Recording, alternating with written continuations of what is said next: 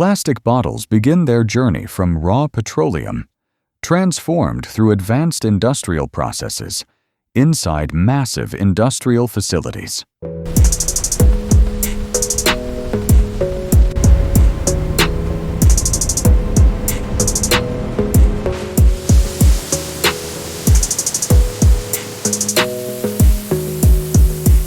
Raw plastic pellets are fed into industrial hoppers, where automated systems prepare the material for high-precision manufacturing.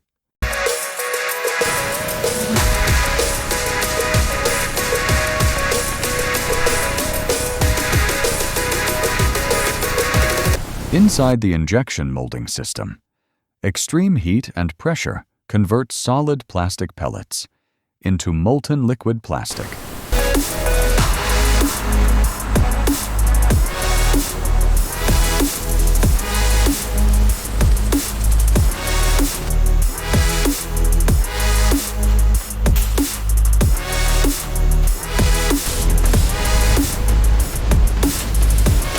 Precision molds shape the molten plastic into perfectly formed bottles, ready for packaging and global distribution.